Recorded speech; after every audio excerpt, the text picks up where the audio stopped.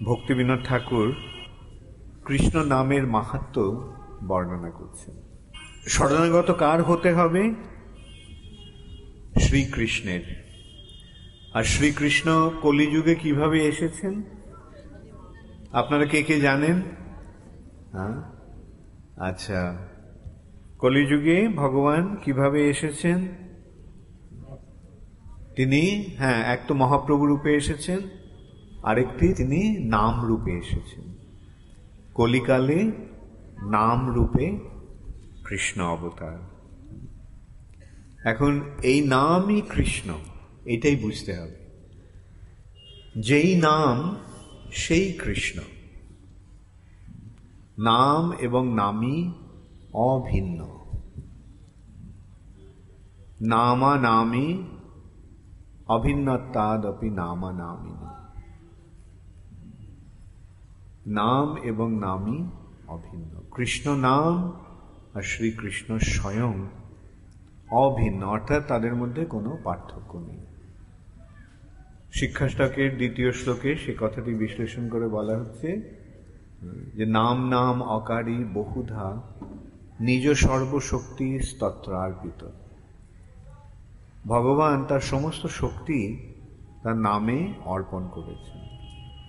ভগবানের শক্তি যদি নামের মধ্যে থাকে, তাহলে নাম আর নামের মধ্যে, ভগবানের নাম আর ভগবান স্বয়ংয়ের মধ্যে কোনো পার্থক্য আছে? না। যেই নাম সেই কৃষ্ণ, যেই নাম সেই কৃষ্ণ ভজ নিষ্ঠা করি।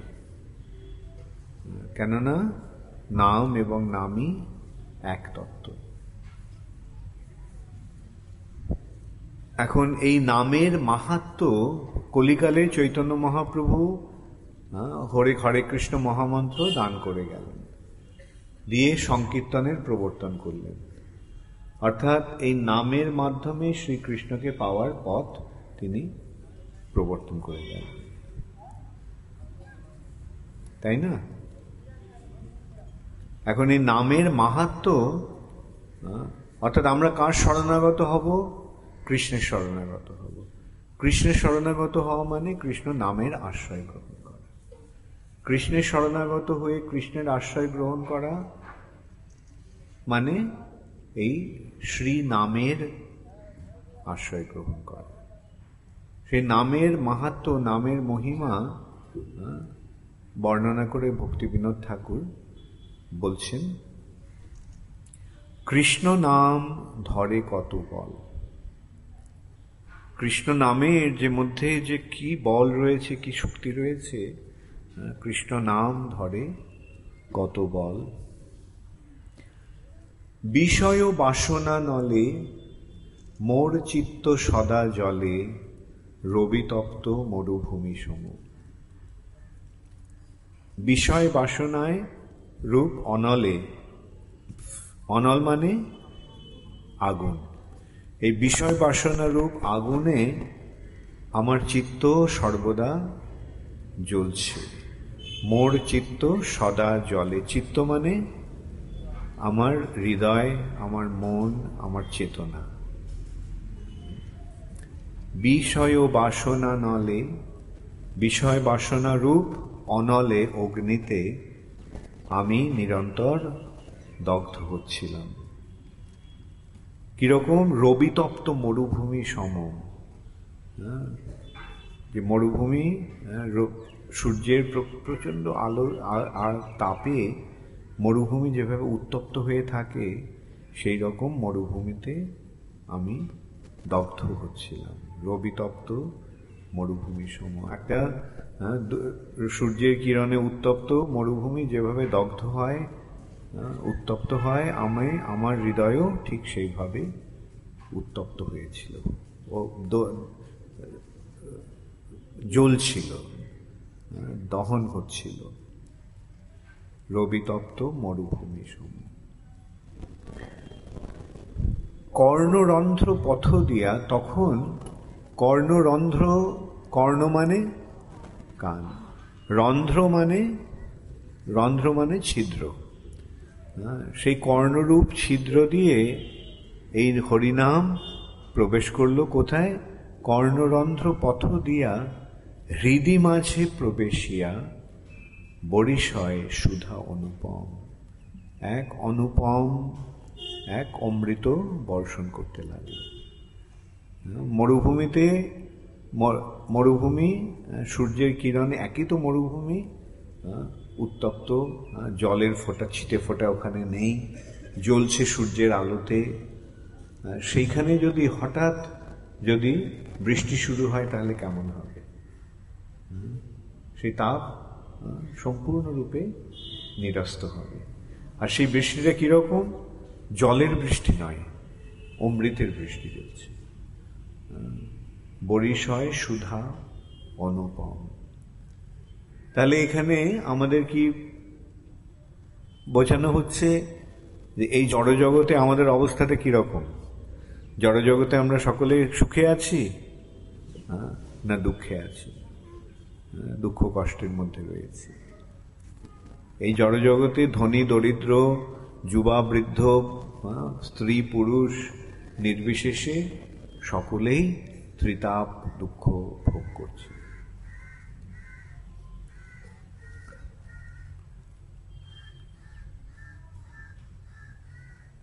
আমরা দেখি যে অনেক সময় মনে হয় যাদের অনেক ধন সম্পত্তি রয়েছে তারা কত সুখে আছে, কিন্তু তাদের কাছে গেলে দেখা যায় যে তাদেরও কত দুঃখ, তাদেরও কত কষ্ট। অনেক সময় দেখা যায় যে তাদের দুঃখ কষ্টটা যেন সাধারণ মানুষের থেকে অনেক বেশি।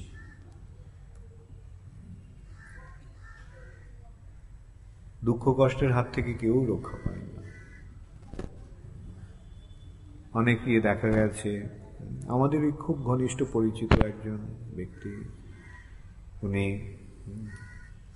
সবচেয়ে ধনী ভারতীয় বলে গণ্য। এক ছেলে, একই ছেলে, সে হঠাৎ একদিন খবর পেল যে তার ছেলেটি মারা গেছে। কিভাবে যে মারা গেছে সেটা বোঝা গেল না। মনে হচ্ছে এমনিতে বলা হয়েছে যে আত্মহত্যা করেছে, কিন্তু উনি আমাকে বলছিলেন যে ওনার বিষয়টা আত্মহত্যা নয়, ওকে কেউ হত্যা করেছে।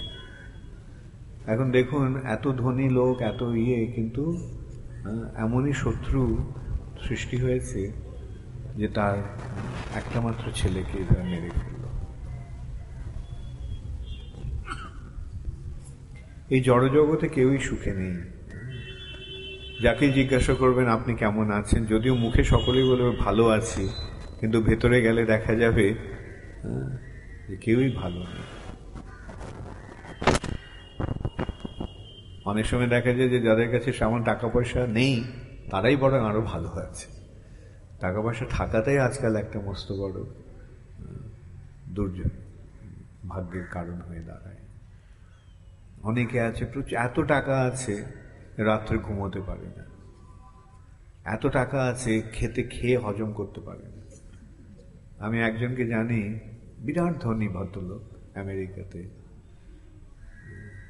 কিন্তু ওর পেটের এমনই একটা রোগ হয়েছে যে ও কেবল ওই দুধের মধ্যে ভিজিয়ে বিস্কিট খেতে পারে, ব্যাস একটা দুটো বিস্কিট। কোটি কোটি টাকার মালিক, কিন্তু কিছু খেতে পাচ্ছে না। ওর খাওয়ার ওই সকালে ব্রেকফাস্ট, ওই চায়ের মধ্যে একটা বিস্কিট ভিজিয়ে, দুপুরে হয়তো একটু দুধের মধ্যে বিস্কিট ভিজিয়ে, বিস্কিটটা ভেজালে নরম হয়ে যায়, ওটাই উনি খেতে পারেন। তো বিষয় ও বাসনা নলে আমরা সকলেই রবিতপ্ত মরুভূমি সম আমরা দহিত হচ্ছি। মোর চিত্ত সদা জলে রবিতপ্ত মরুভূমি সম। আর সেই সময় যদি আমরা মহাভাগ্যবান হই তাহলে কি হয়?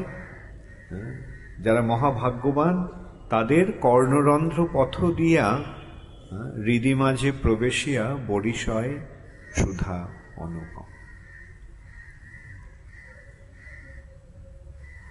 এমনি থেকে মরুভূমিতে বৃষ্টি হয়? তেমনি এই জড়জগৎরূপী যে বিষয় বাসনায় দগ্ধ হচ্ছে যে আমাদের হৃদয়রূপ মরুভূমি, সেখানে কি বর্ষা হওয়ার, বৃষ্টি হওয়ার সম্ভাবনা আছে? নেই।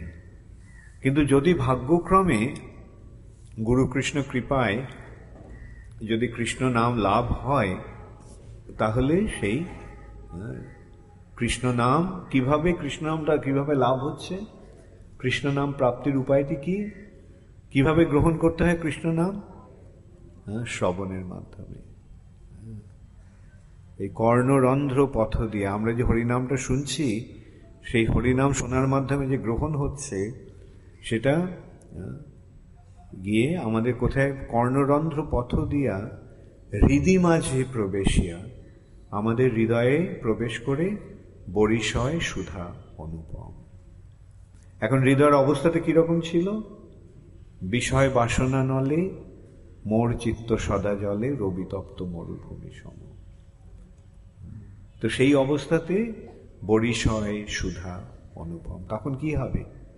তখন আর এই যে সূর্যের কিরণে যে উত্তপ্ত হয়ে উঠেছিল যে মরুভূমি, সেই তাপ আর থাকবে? তাপ থাকে না। তাহলে হরে কৃষ্ণ নাম প্রাপ্তির মাধ্যমে কি হচ্ছে? আমাদের হৃদয় শান্ত হয়ে যাচ্ছে, আমাদের হৃদয়ের সমস্ত তাপ উপশম হয়ে যাচ্ছে। তারপরে কি হচ্ছে? হৃদয় হইতে বলে, হরিনামটা তো ঢুকলো কর্ণরন্ধ্র পথ দিয়া, কোথায় গেল? হৃদয়ে গেল। তারপরে হৃদয় হইতে বলে জিহ্বার অগ্রেতে চলে।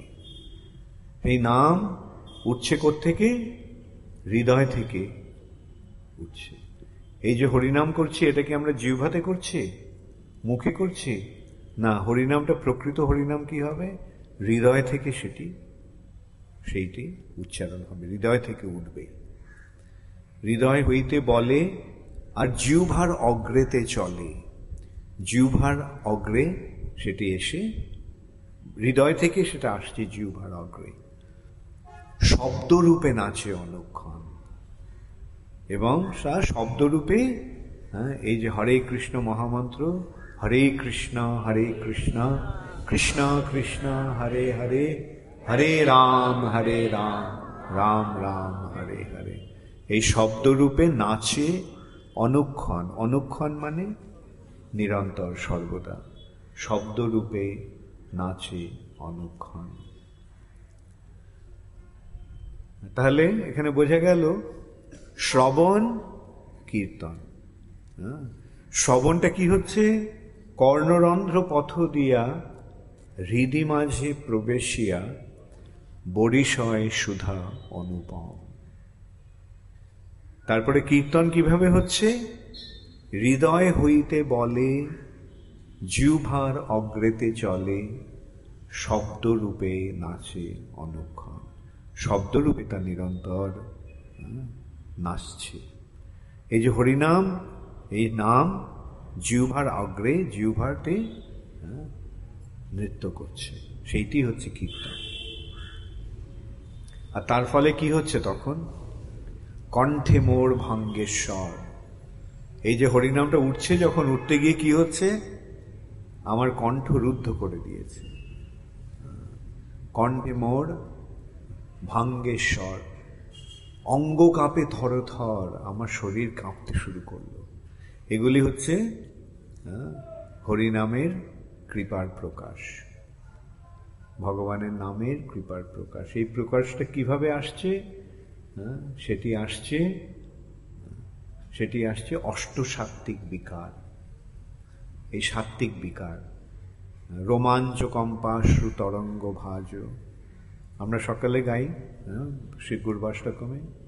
রোমাঞ্চ, রোমাঞ্চ মানে শরীরের রোমগুলি খাড়া হয়ে যাচ্ছে, এটাকে বলা হচ্ছে রোমাঞ্চ। এগুলি অন্তরে যে আনন্দের উপলব্ধি হচ্ছে, সেই আনন্দের উপলব্ধির প্রকাশ। রোমাঞ্চ, কম্প মানে শরীরে কম্পন, অশ্রু, চোখ দিয়ে জল পড়ছে। রোমাঞ্চ কম্পাশ্রু তরঙ্গ ভাজ, বন্দে গুরুশ্রী চরণারবিন্দম। সেটাই এখানে বলা হচ্ছে, সেই কথাই এখানে প্রকাশ পাচ্ছে যে কণ্ঠে মোর ভাঙ্গে স্বর, কণ্ঠরুদ্ধ হয়ে যায়, গদগদ। হ্যাঁ, এই যে অষ্টসাত্ত্বিক বিকারের একটা বিকার হচ্ছে গদগদ, শরীর কণ্ঠ, মানে শরীর মুখে কথা বেরোচ্ছে না, মানে যে গলায় যদি কথাটা আটকে যায় তাহলে কি হয়, সেই যে অবস্থা কৃষ্ণ নামের প্রভাবে, সেটা হচ্ছে কণ্ঠে মোর ভাঙ্গেশ্বর, অঙ্গ কাঁপে থর থর, আমার শরীর থরথর করে কাঁপছে, স্থির হইতে না পারে চরণ, আমার পা দুটি স্থির থাকতে পারছে না, স্থির হইতে না পারে চরণ, চক্ষে ধারা দেহে ঘর্ম, চোখ দিয়ে অনর্গল ধারায় অশ্রু বর্ষিত হচ্ছে, সারা শরীর থেকে ঘাম ঘর্ম বেরোচ্ছে, চক্ষে ধারা দেহে ঘর্ম, পুলকিত সব চর্ম, এই যে রোমাঞ্চ, সেটাকে আরেকটা নাম হচ্ছে পুলক, পুলকিত শরীর, পুলকিত হয়ে উঠেছে আনন্দের আবেশে, শরীরের রোমগুলি পুলকিত হয়েছে, রোমাঞ্চিত হয়েছে, চক্ষে ধারা দেহে ঘর্ম, পুলকিত সব চর্ম, বিবর্ণ হইল কলেবর, এবং সারা শরীর বিবর্ণ হয়ে গেল, এই যে শরীরে যে রং আছে সেই রংটা চলে গেল, সেটাও একটা সাত্ত্বিক বিকারের একটা একরকমের বিকার। বৈবর্ণ, সেটাকে বলা হচ্ছে বৈবর্ণ। সেটা কেন হয়? যেমন রক্ত চলাচল বন্ধ হয়ে গেলে শরীরে এই বৈবর্ণ আসে, এবং কৃষ্ণ ভক্তির আনন্দ আস্বাদনের ফলেও যে অষ্টসাত্ত্বিক বিকার হচ্ছে তার মধ্যে বৈবর্ণ আসছে।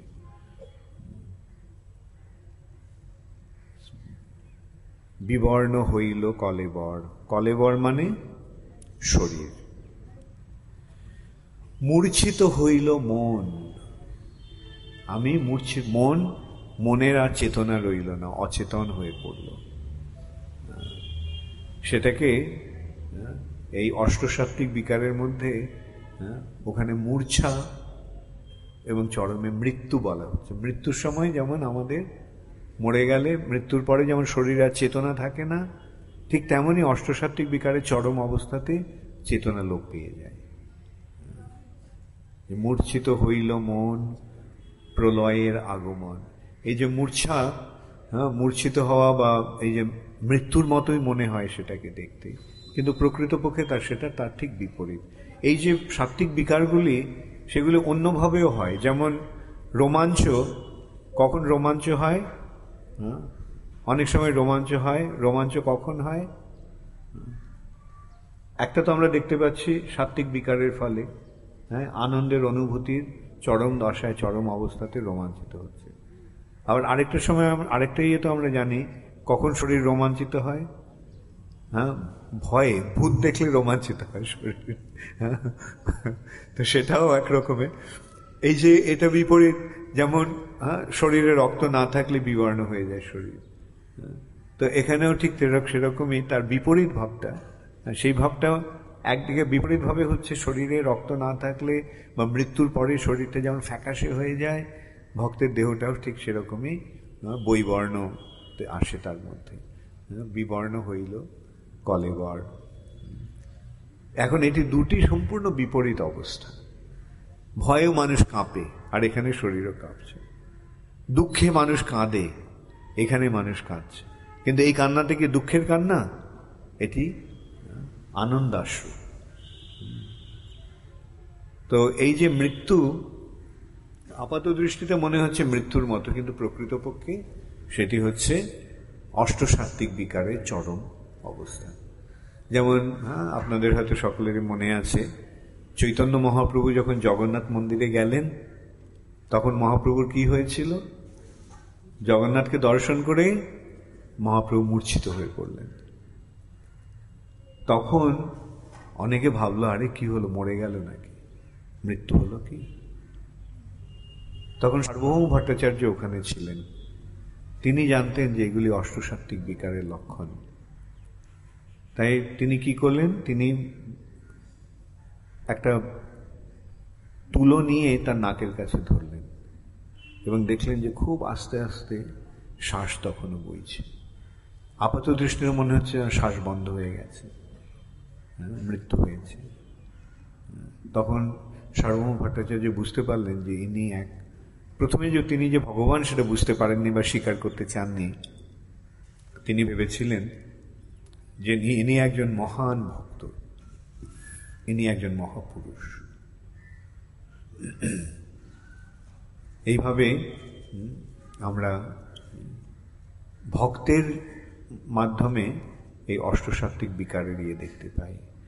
তবে এগুলি অনুকরণীয় নয়। কিছু লোক এগুলি অনুকরণ করে, আনন্দাসনে জোর করে চোখ দিয়ে জল বার করার চেষ্টা করে। জোর করে চোখ দিয়ে জল বার করলে হবে না। স্বাভাবিকভাবে অন্তরে যখন আনন্দের অনুভূতি হবে, দিব্য আনন্দ বা কৃষ্ণ প্রেমানন্দের অনুভূতি যখন হবে, তখন আপনা থেকেই এই অষ্টসাত্ত্বিক বিকারগুলি প্রকাশিত হবে, এই লক্ষণগুলি প্রকাশ পাবে। মূর্ছিত হইল মন প্রলয়ের আগমন। প্রলয় মানে শেষ হয়ে যাওয়া, যেন শেষ সময় এসে গেছে। শেষ সময়টি কোনটি? যেন মৃত্যু। সেই প্রলয় হচ্ছে মৃত্যু, প্রলয়ের আগমন। মনে হলে যেন মৃত্যু হয়েছে। মূর্ছিত হইল মন প্রলয়ের আগমন, ভাবে সর্বদেহ জড় জড়। কৃষ্ণ প্রেমের আবেশে সমস্ত শরীর জড় জড়, ভাবে সর্বদেহ জড় জড়। করি এত উপদ্রব, চিত্তে বর্ষে সুধাদ্রব। ভক্তিবিনোদ ঠাকুর তারপরে বলছেন যে এইগুলো উপদ্রব। হ্যাঁ, এত সমস্ত উপদ্রব করে, উপদ্রব মানে অসুবিধার সৃষ্টি করে। হ্যাঁ, এত সমস্ত অসুবিধা বা ঝামেলা সৃষ্টি করে, করি এত উপদ্রব। এই হরিনাম কি করছে? চিত্তে বর্ষে সুধাদ্রব, হৃদয়ে সুধা বা অমৃত বর্ষণ করছে। চিত্তে বর্ষে সুধাদ্রব, করি এত উপদ্রব, চিত্তে বর্ষে সুধাদ্রব। মোড়ে দাঁড়ে প্রেমেরও সাগরে, আর আমাকে প্রেমের সমুদ্রে ফেলে দেয়। এমনি এটার সঙ্গে এটা কোন সমুদ্রে আমরা পড়ছি? জলের সমুদ্রে। আমরা প্রেমের সমুদ্রে পড়ছি। আর এই প্রেমের সমুদ্রে ডুবে গেলে কি হবে? সেখানে আমরা আনন্দের মধ্যে নিমগ্ন হয়ে যাব। সেইটি হরিনামের প্রকাশ, হরিনামের মহিমা। এইভাবে ভক্তিবিনোদ ঠাকুর বর্ণনা করছেন। করি এত উপদ্রব, আপাত দৃষ্টিতে মনে হচ্ছে এগুলো উপদ্রব। দেখো কি করছে, এটা ভক্তিবিনোদ ঠাকুর পরে বলছেন, আমরা আসবো তাতে।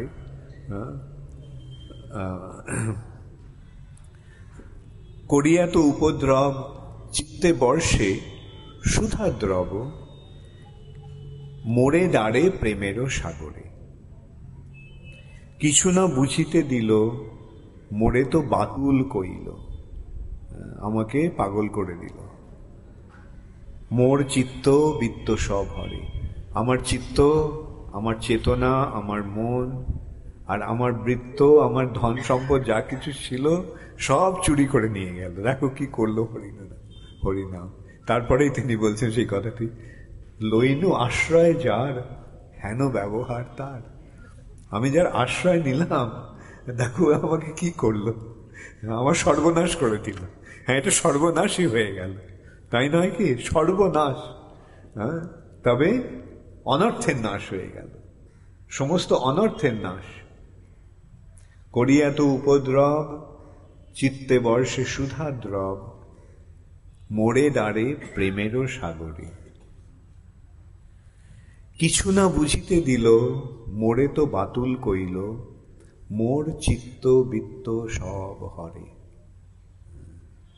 তাহলে হরিনাম গ্রহণ করার আগে, হরিনামের স্মরণ নেওয়ার আগে একটু ভেবে চিন্তে নিতে হবে। হ্যাঁ, এগুলো সব হারাতে প্রস্তুত? ওকে, ভেরি গুড।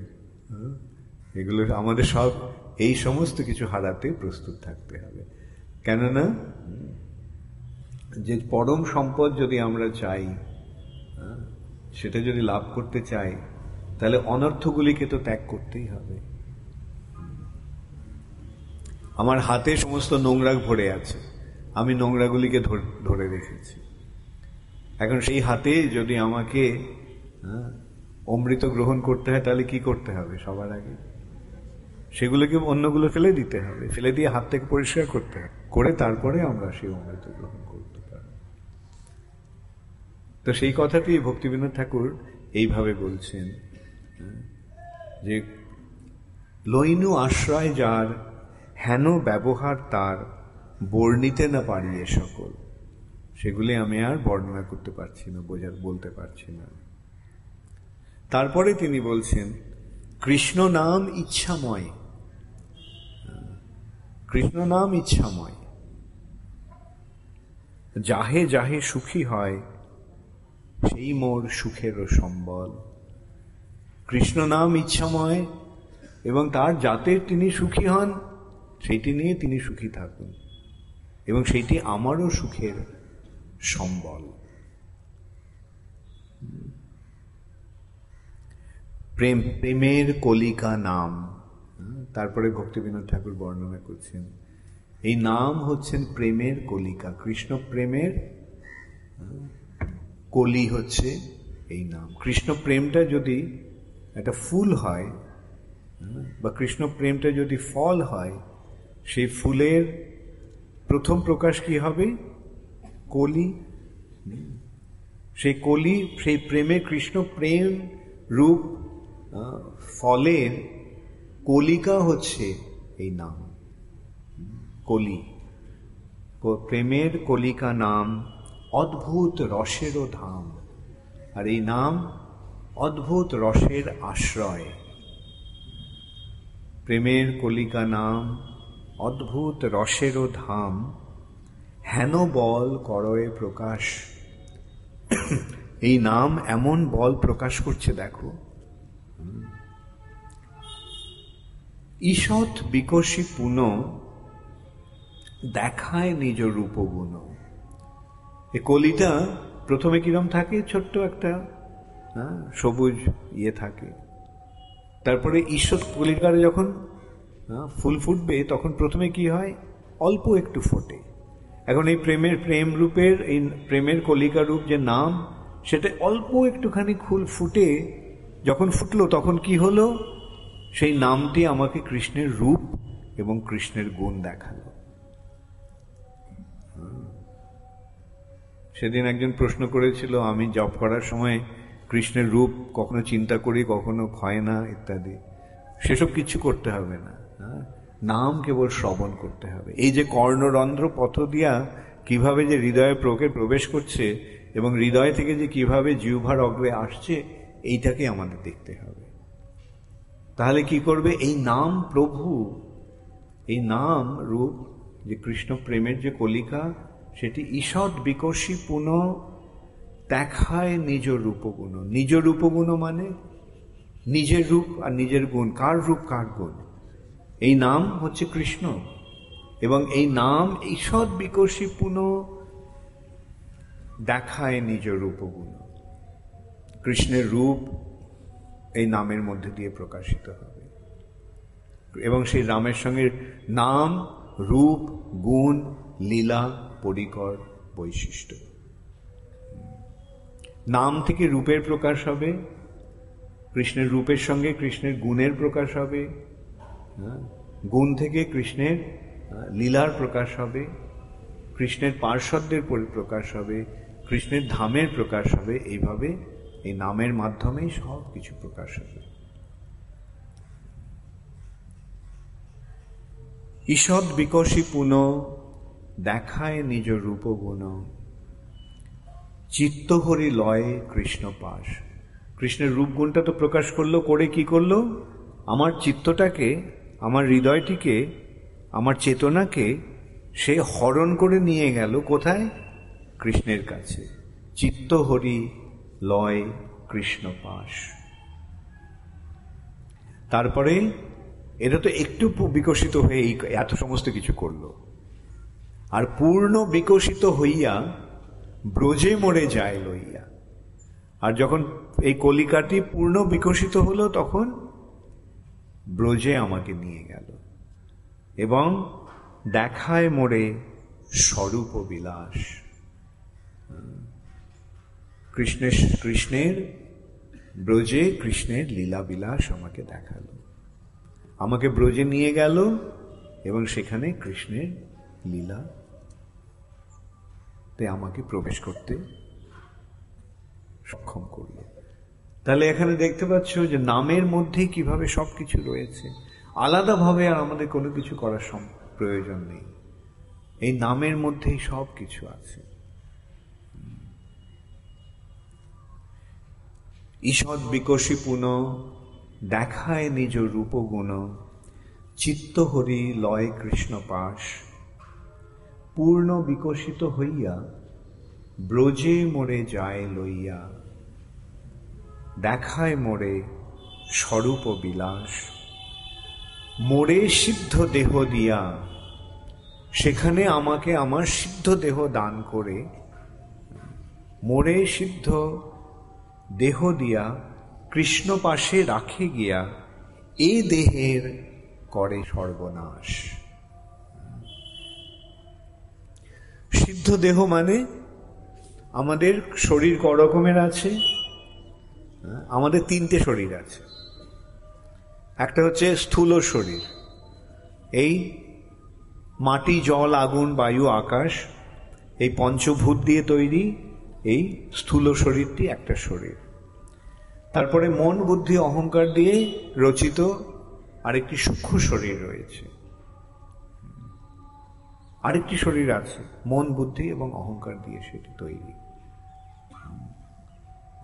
মৃত্যুর পর আমরা এই স্থূল দেহটা ত্যাগ করি, কিন্তু সূক্ষ্ম দেহটি থেকে যায় এবং সেই সূক্ষ্ম দেহটিকে আশ্রয় করে আত্মা পরবর্তী দেহ প্রাপ্ত হয়।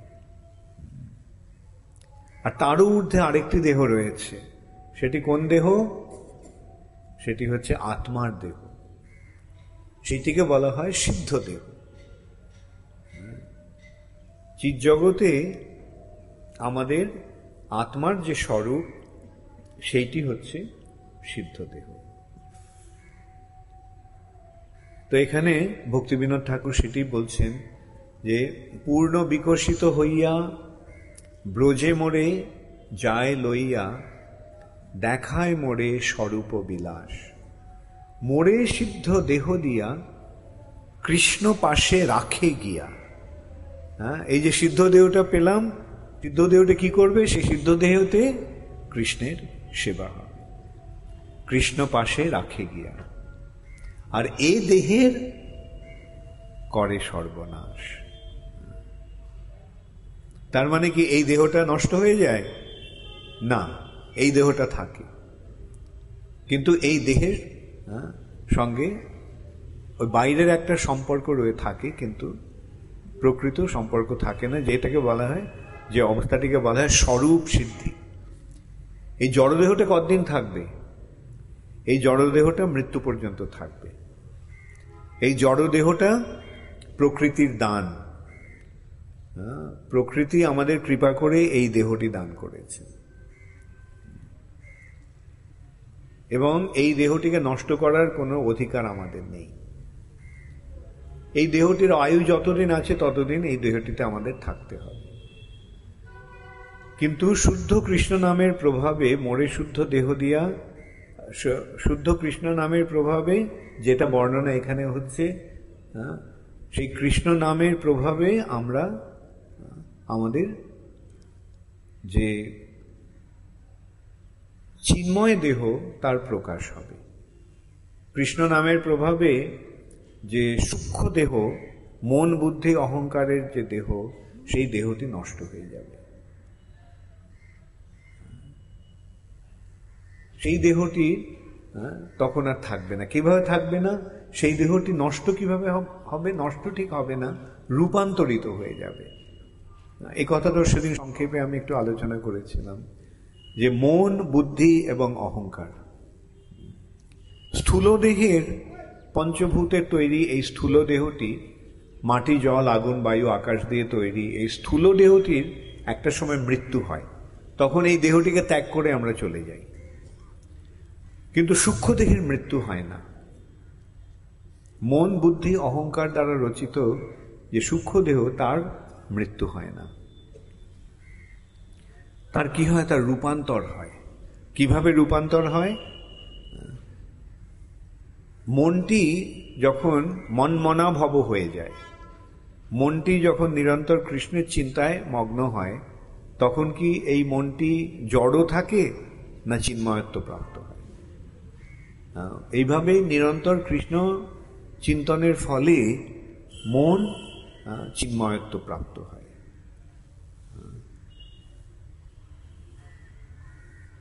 এইভাবে যখন আমরা নিরন্তর কৃষ্ণের সেবায় যুক্ত হই, তেষাং সতত যুক্তানাম, সতত যুক্তানাম, সতত মানে সর্বক্ষণ, ভজতাং প্রীতিপূর্বকম দদামি বুদ্ধি যোগম তাম যেন মাম উপজান্তিতে, তেষাং সতত যুক্তানাম।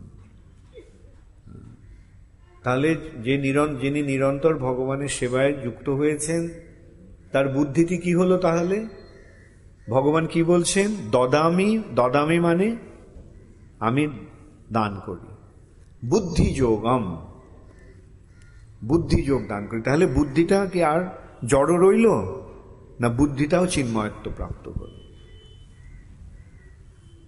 আর তাহলে তার এইভাবে যখন আমরা ভগবানের সেবায় যুক্ত হয়ে ভগবানের দাস হয়ে গেলাম, তখন আমাদের যে ভ্রান্ত পরিচয়, যে অহংকার, তার কি হলো? জীবের স্বরূপ হয় কৃষ্ণের নিত্য দাস। এই স্বরূপে যখন আমরা স্থিত হলাম, তখন আর আমাদের অহংকার রইল? অহংকার মানেটা কি? আমিও এটা সেদিন সংক্ষেপে আলোচনা করেছিলাম। অহংকার মানে অহংকার। এটা এই শব্দটার অর্থটা ভালো করে বুঝতে হলে আমাদের এর ইংরেজি প্রতিশব্দটি আলোচনা করতে হবে। অহংকারের ইংরেজি কি প্রতিশব্দ? False ego. ফলস মানে মিথ্যা, আর ইগো মানে নিজের পরিচয়। এই যে নিজের যে ভ্রান্ত পরিচয়, এটা হচ্ছে ফলস ইগো। আমার ভ্রান্ত পরিচয়টা কি? আমার ভ্রান্ত পরিচয় হচ্ছে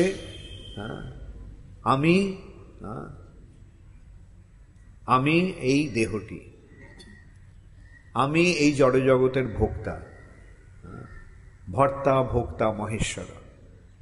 আমি এই জড়জগতের ভোগ করার জন্য এই সমস্ত আয়োজন হয়েছে। এই যে আমার যে ভ্রান্ত পরিচয়, এই ভ্রান্ত পরিচয়টি হচ্ছে অহংকার। আমি ভোক্তা, এইটি হচ্ছে আমার পরিচয়। কিন্তু আমার প্রকৃত স্বরূপে আমি কি? আমি কৃষ্ণের দাস। তাহলে বোঝা গেল যে আমি কোথায় ভগবানের দাস সেটা না করে, না বুঝে আমি কি করছি? আমি এই জড়জগতের প্রভু হওয়ার চেষ্টা করছি। সেটি হচ্ছে অহংকার। তো যিনি ভগবানের ভক্ত হলেন, জীব তার স্বরূপে অধিষ্ঠিত হলেন, তার কি আর অহংকার রইল? তিনি তার স্বরূপ প্রাপ্ত হলেন। তাহলে তার আর মন, বুদ্ধি, অহংকার দ্বারা গঠিত সূক্ষ্ম দেহটি রইল না। তো এই যে এ দেহের করে সর্বনাশ, মানে এই সূক্ষ্ম দেহের সর্বনাশ হয়ে গেল। মোরে সিদ্ধ দেহ দিয়া কৃষ্ণ পাশে রাখে গিয়া এ দেহের করে সর্বনাশ। অর্থাৎ তার আর সূক্ষ্ম দেহটি রইল না। তিনি তখন তাহলে কি হচ্ছে? তার স্বরূপে তিনি এই জড়দেহটি রয়েছে, এই জড়দেহটি রয়েছে, কিন্তু এই জড়দেহ থাকা সত্ত্বেও এই জড়দেহের মধ্যে কে রয়েছে? শুদ্ধ আত্মা রয়েছে। এমনিতে সাধারণ অবস্থায় কি হয়েছে? জড়দেহ, স্থূল জড়দেহ, সূক্ষ্ম জড়দেহ, আত্মা। আর এই যে শুদ্ধ ভক্ত, তার অবস্থাটা কিরকম? জড়দেহ, শুদ্ধ আত্মা, নো সূক্ষ্ম দেহ। তো এই যে অবস্থা, সেটাকে বলা হয় স্বরূপ সিদ্ধি। এটাকে বলা হচ্ছে যে সিদ্ধ অবস্থা বা স্বরূপ সিদ্ধি। এটাকে আরেকটা বলা হচ্ছে জীবন মুক্ত অবস্থা। ইহা যস্য হরের দাস্যে কর্মণা মনসা গিরা নিখিলেশ্বপি অবস্থাসু জীবন মুক্ত স উচ্যতে। এইভাবে যিনি হরের দাস্যে ভগবানের দাস্য বরণ করলেন, যিনি ভগবানের দাস হয়ে গেলেন, কিভাবে? কর্মণা মনসা গিরা, তার এই দেহজনিত কর্মের দ্বারা, তার মনের দ্বারা এবং তার বাক্যের দ্বারা যিনি সর্বদাই ভগবানের সেবায় নিযুক্ত, তিনি নিখিলাস্বপি অবস্থাসু, তিনি সমস্ত অবস্থাতেই জীবন মুক্ত। তিনি এই জীবদ্দশাতে থাকলেও তিনি মুক্ত, যেটিকে স্বরূপ সিদ্ধি বলা হচ্ছে। নিখিলেশ্বপি অবস্থাসু জীবন মুক্ত স উচ্যতে।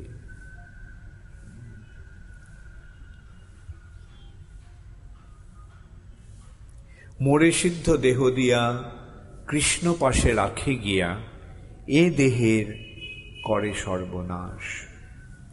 কৃষ্ণ নাম চিন্তামণি অখিল রসের খনি নিত্যমুক্ত শুদ্ধ রসময়। কৃষ্ণ নাম চিন্তামণি, চিন্তামণির স্পর্শে সব কিছু সোনা হয়ে যায়। এই যে কৃষ্ণ নামের স্পর্শে সবকিছু চিন্ময় হয়ে যায় এবং তা অখিল রসেরও খনি। রস মানে আনন্দ আস্বাদনের যে মাধ্যম, সেটি হচ্ছে রস। তার মধ্যে 5টি মুখ্য রস আছে, 7টি গৌণ রস আছে। শান্ত, দাস্য, সখ্য, বাৎসল্য, মধুর, এই 5টি মুখ্য রস আর 7টি গৌণ রস। সেগুলি হচ্ছে হাস্য, অদ্ভুত, বীর, রৌদ্র, বিভৎস, ভয়ানক এবং করুণ। এখন এই যে কৃষ্ণ নাম, তিনি অখিল সমস্ত রসের আধার। কৃষ্ণ নাম চিন্তামণি অখিল রসেরও খনি নিত্যমুক্ত শুদ্ধ রসময়। তা নিত্যমুক্ত এবং শুদ্ধ রসময়। নামের বালাই যত সব লয়ে হই হত তবে মোর সুখের উদয়। এই নামের আশ্রয় নিয়ে আমি সব নিয়ে হই হত, আমি নিহত হলাম বা আমি আশ্রিত হলাম, এবং তার ফলেই আমার সুখের উদয়, সেখানেই আমার সমস্ত সুখের আশ্রয়। এই একটা কবিতার মাধ্যমে ভক্তিবিনোদ ঠাকুর সমস্ত তত্ত্ব দিয়ে গেছেন। যে কথা আমি বারবার সেদিন বলছিলাম, যে ভক্তিবিনোদ ঠাকুরের প্রতিভা একটা অস্বাভাবিক প্রতিভা। এত সুন্দরভাবে, সরলভাবে কবিতার মাধ্যমে তিনি যে তত্ত্বগুলি তিনি উন্মোচন করেছেন, উদ্ঘাটন করেছেন, প্রস্তাবন করেছেন, তা অস্বাভাবিক। এরকম একটি প্রতিভা কেবল শুদ্ধ ভক্তের বেলায় সম্ভব হয়। কবি অনেক আছেন, বাংলাদেশে অনেক কবি এসেছেন, তাদের কবিত্ব সত্যি অনস্বীকার্য, কিন্তু ভক্তিবিনোদ ঠাকুরের মতো এরকম একটি প্রতিভা বিরল। অন্যান্য কবিতারা যে লিখেছেন তারা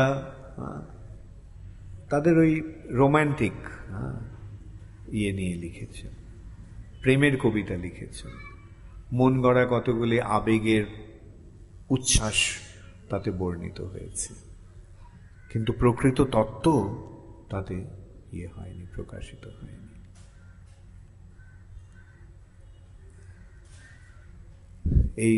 এইটা নাম মাহাত্ম্যটা আপনারা সকলে ভালো করে পড়বেন। ভক্তিগীতি সঞ্চয়ন তো সকলের কাছে আছে আমি আশা করছি।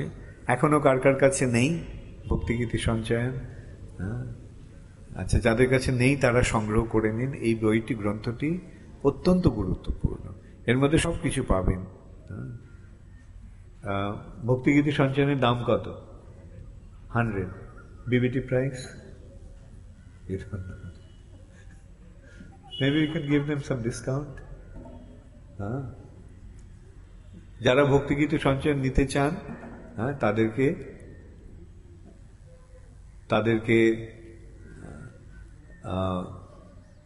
কত percent? Whatever I say. Now let us find out what's the BBT price. আচার্য রত্ন প্রভু বলছেন 25% ডিসকাউন্ট দিয়ে দেবেন যারা ভক্তিগীতি সঞ্চয় নিয়ে দেবেন। হরে কৃষ্ণ। এই বইটি আপনারা সকলের কাছে রাখবেন।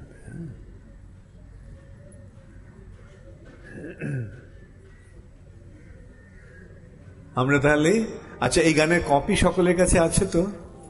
এমন কেউ আছেন যার কাছে কপি নেই, গানের কপি? আচ্ছা। কৃষ্ণ নাম ধরে কতবার, কৃষ্ণ নাম ধরে কতবার, কৃষ্ণ নাম ধরে কতবার,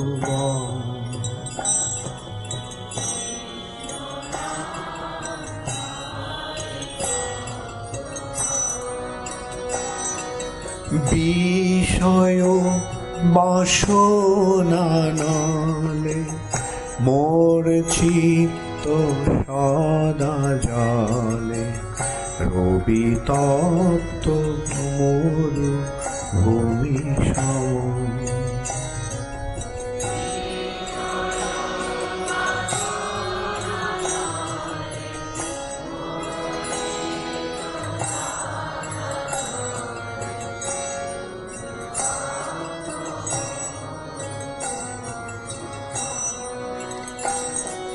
বিষয় বাসনা নলে মোর চিত্ত সদা জলে, রবি তপ্ত মরুভূমি সম,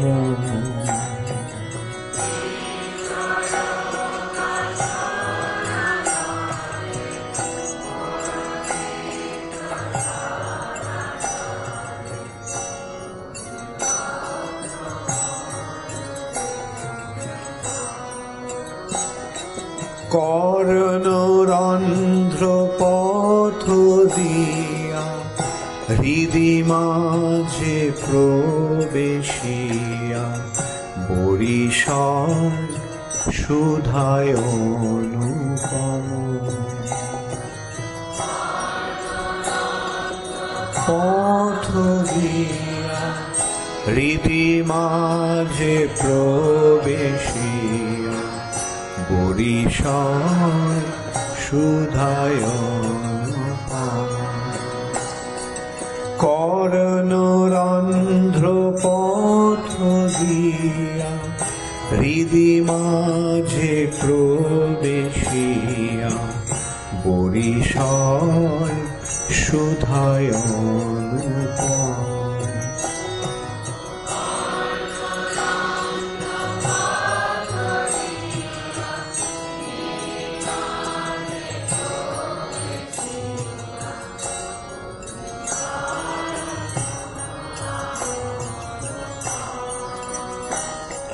হৃদয় জিহ্বারোয় অগ্রেতে চলে, শব্দ রূপে নাচে অনুক্ষণ।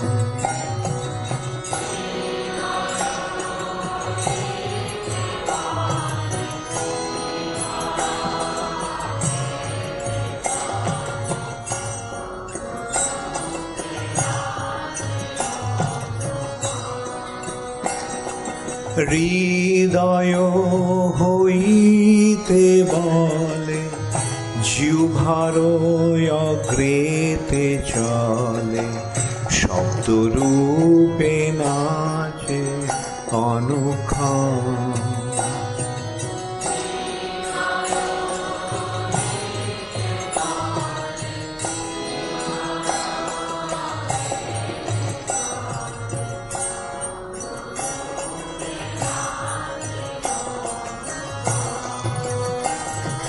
কণ্ঠে মো ভঙ্গে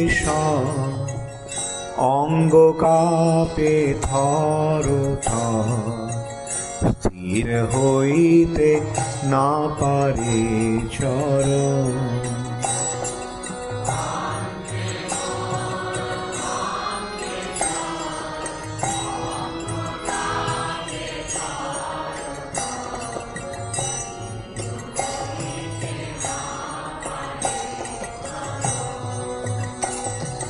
কণ্ঠে মোর ভাঙ্গে অঙ্গ কাপে থর থর, স্থির হইতে না পারে চরণ।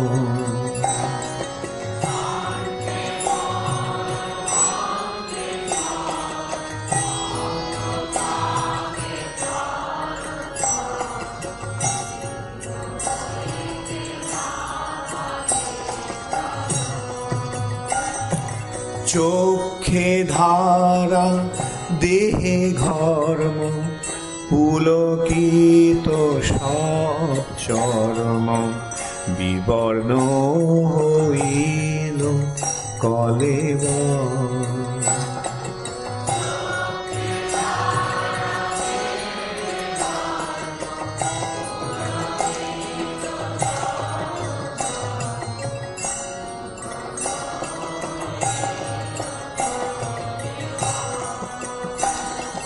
চোখে ধারা দেহে ঘর্ম, পুলকিত সব চর্ম, বিবর্ণ হইল কলেবর।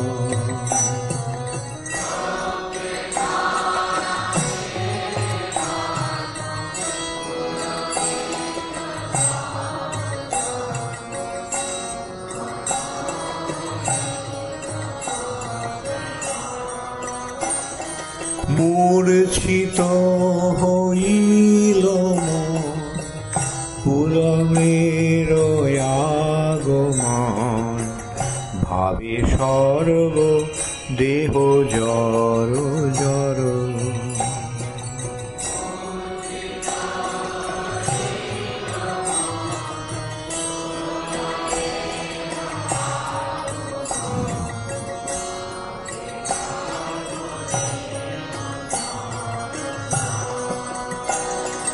মূর্ছিত হইল প্রলয়ের আগমন, ভাবে সর্বদেহ জর জর।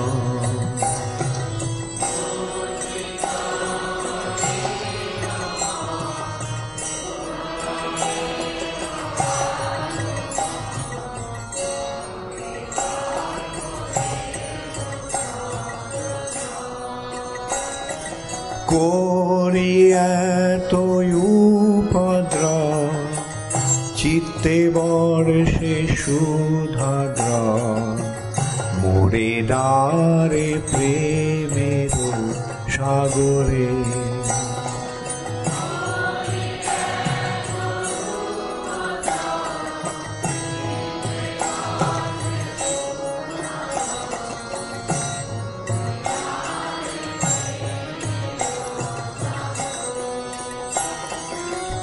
করি এত উপদ্রব, চিত্তে বর্ষে সুধাদ্রা, মোরে দ্বারে প্রেমের সাগরে।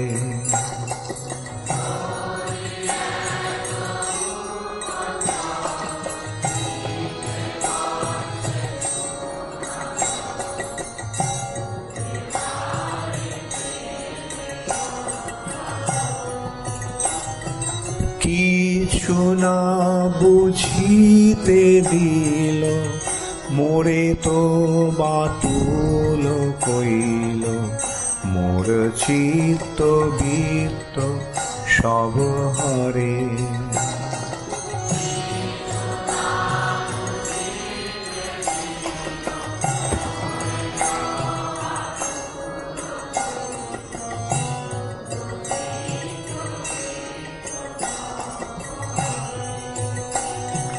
কিছু না বুঝিতে দিল, মোরে তো বাতুল কইল, মোর চিত্ত বৃত্ত সব হরে।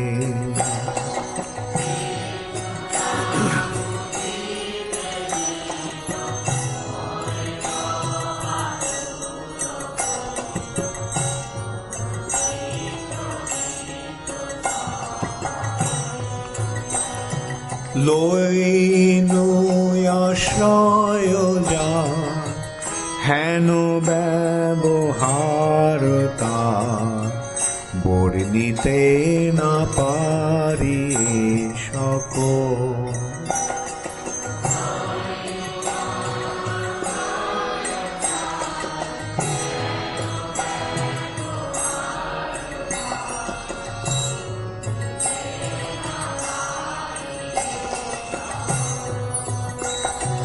লইনু আশ্রয় যার, হেন ব্যবহার তার, বর্ণিতে না পারি সকল।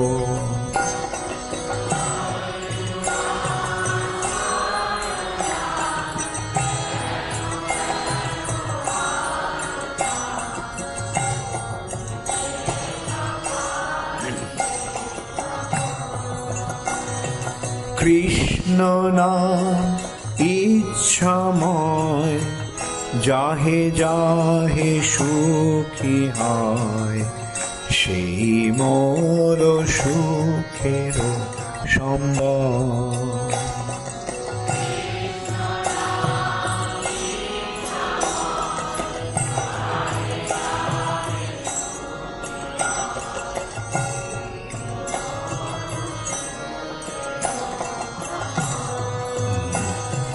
কৃষ্ণ নাম ইচ্ছাময়, যাহে যাহে সুখী হয়, সেই মোর সুখের সম্বল।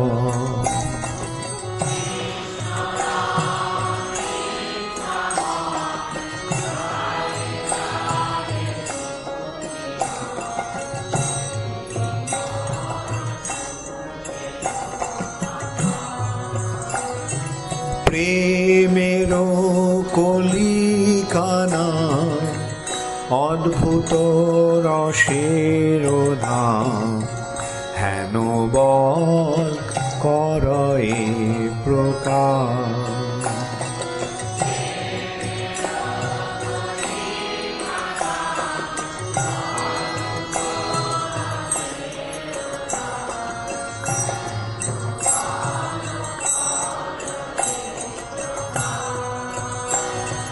প্রেমের কলিকানা, অদ্ভুত রসের ধাম, হেন বল করয়ে প্রকাশ।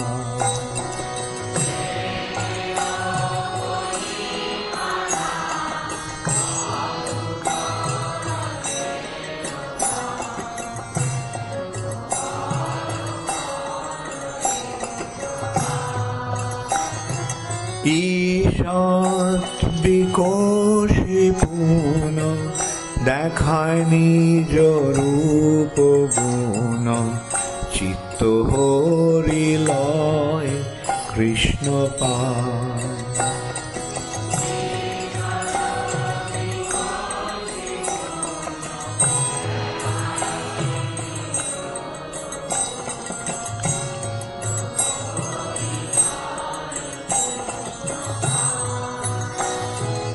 ঈষৎ বিকোষী পুন দেখায় নিজ রূপ গুণ চিত্ত হরিলয় কৃষ্ণ পায়।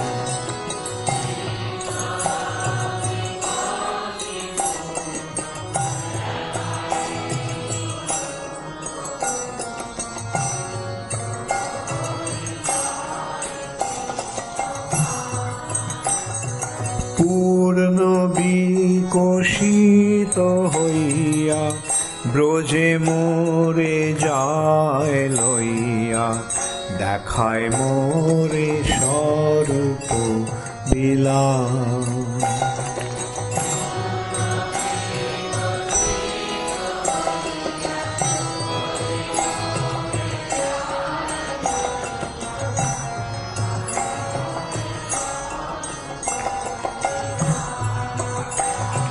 পূর্ণ বিকশিত হইয়া ব্রজে মোরে যায় লইয়া দেখায় মোরে স্বরূপ বিলাস।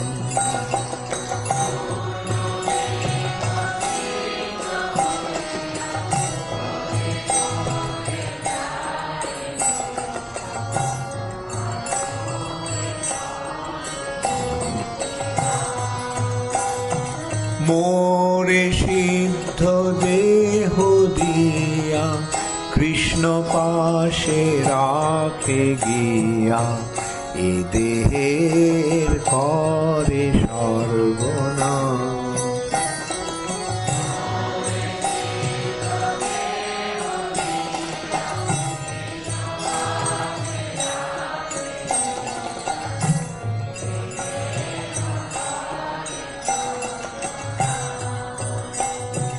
মোরে সিদ্ধ দেহ দিয়া কৃষ্ণ পাশে রাখে গিয়া এ দেহের করে সর্বনাশ।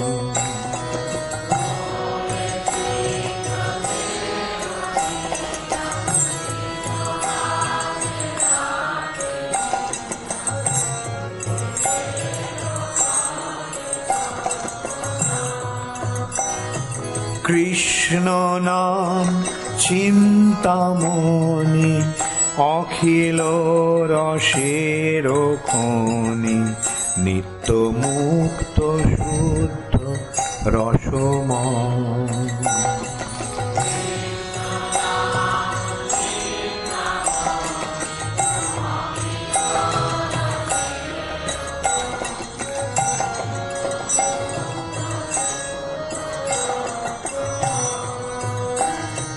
কৃষ্ণ নাম চিন্তামণি অখিল রসের খনি নিত্য মুক্ত শুদ্ধ রসময়।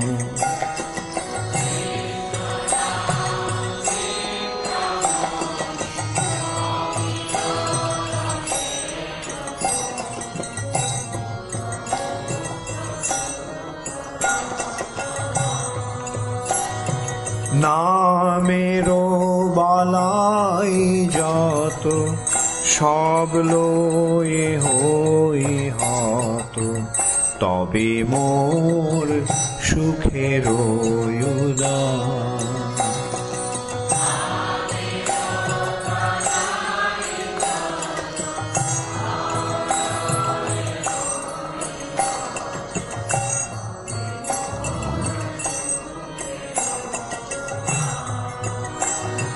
নামেরও বালাই যত সব লয়ে হই হত তবে মোর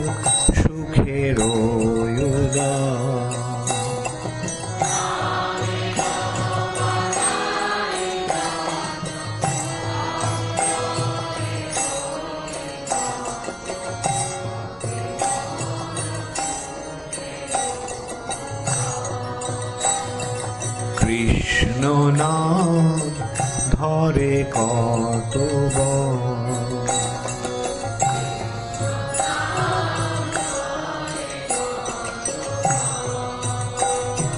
কৃষ্ণ নাম ধরে কতবার,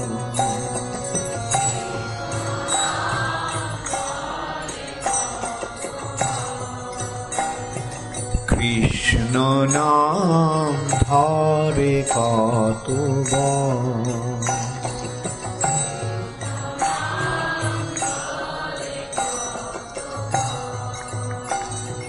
হরে কৃষ্ণ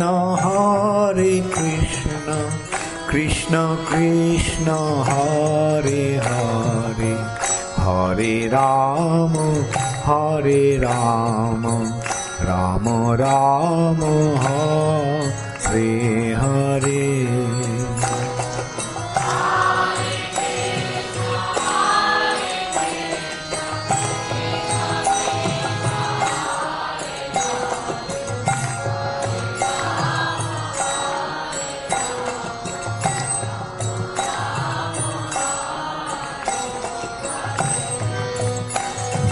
হরে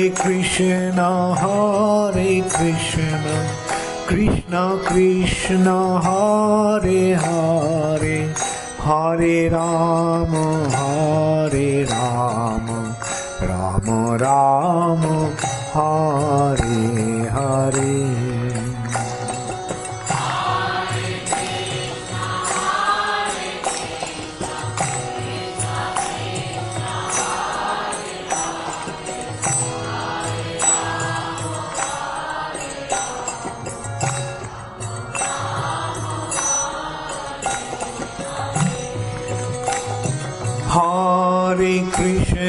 হরে কৃষ্ণ কৃষ্ণ কৃষ্ণ হরে হরে, হরে রাম রাম রাম হরে হরে।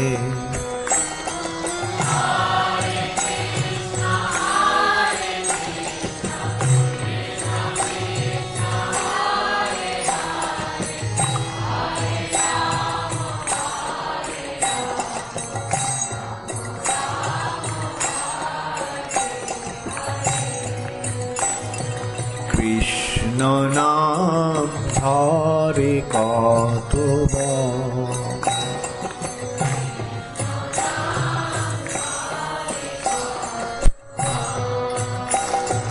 কৃষ্ণ নাম ধরে কতবার,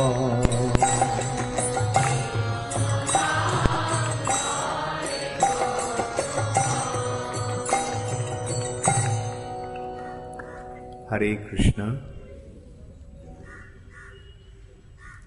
তাহলে এখানে এইভাবে ভক্তিবিনোদ ঠাকুর শরণাগতির অধ্যায়ের শেষ করছেন, কৃষ্ণ নামের মাহাত্ম্য বর্ণনা করে, এবং এইভাবে আমাদের সকলকে কৃষ্ণ নামের আশ্রয় গ্রহণ করতে অনুপ্রাণিত করে। হরে কৃষ্ণ। তা এখনো কিছু প্রশ্ন উত্তর বাকি আছে, সেগুলি দেখি প্রশ্ন উত্তরগুলো। হরে কৃষ্ণ।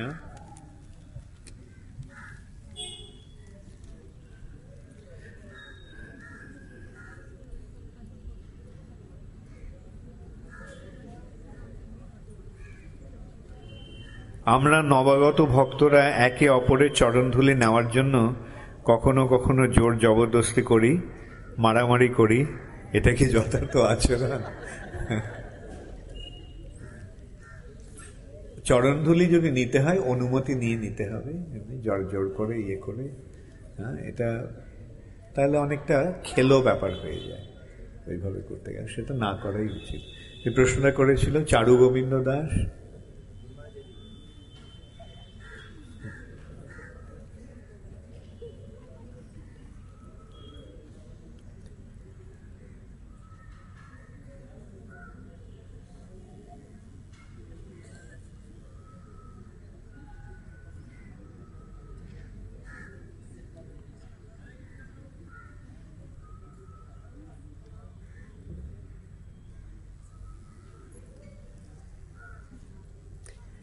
এ ধন যৌবন পুত্র পরিজন, ইথে কি আছে পর তিতিরে। এই পরিতিতি কথার অর্থ কি? প্রশ্ন করেছেন শুভবিলাস দাস। শুভবিলাস দাস, ওকে। পরতিথি বলতে বোঝাচ্ছে প্রীতি। প্রীতি শব্দটাই পরতিথি। ইচ্ছে কি আছে পর তিতিরে। পরতিথি মানে প্রীতি, প্রীতি, প্রেম, আসক্তি। ঠিক আছে। কবিতাতে অনেক সময় শব্দটাকে ভেঙে দেওয়া হয় বা করা হয়, সেটা কাব্যিক ইয়েতে ওটা পোয়েটিক লাইসেন্স দেওয়া হয়। এইভাবে শব্দগুলিকে কবিতার ছন্দে মেলাবার জন্য বা কবিতার মাধুর্য বাড়াবার জন্য এটা করা যেতে পারে। আমরা কিভাবে শুদ্ধ ভক্তের সেবা করতে পারি? যদি সেবা করতে গিয়ে অপরাধ হয় তাহলে কি করা কর্তব্য?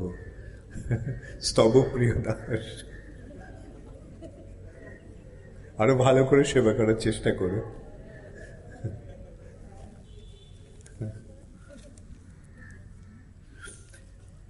আমার প্রণাম নেবে। আমার প্রশ্ন হলো, প্রভুপাদ এক জায়গায় বলেছেন ভগবানের প্রতি আমাদের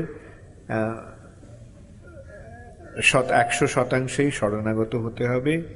আবার বলছেন তা যদি না পারা যায় 90%, তাও যদি না পারা যায় 80%, তাও যদি অসম্ভব হয় 70%, ও যদি আমরা শরণাগত হই তাহলে কৃষ্ণ আমাদের গ্রহণ করবেন। তবে কি 70% শরণাগতি কি কৃষ্ণের কাছে ফিরে যাওয়ার শেষ মার্জিন? দেবকুমার, দেবকুমার, ওকে। তোমার তরফ থেকে তুমি 100% হওয়ার চেষ্টা করো। 70% হলো বুঝবে কি করে? তুমি কি ব্যারোমিটার নিয়ে দেখছো? হ্যাঁ, 100% চেষ্টা, তোমার চেষ্টায় 100%। এমন নয় যে আমি 70% করবো আর 30% রেখে দেবো।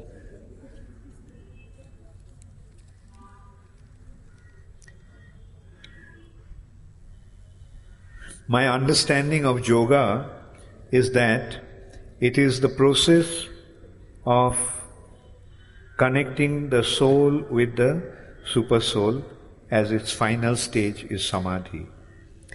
And regarding Nyaya philosophy, I know that Sri Chaitanya Mahaprabhu himself was a great scholar of Nyaya. Now, can you please explain that, how these two philosophies and also other like Conrad's, Gautam's are unfavorable for devotion? The question is from Shamal Krishna.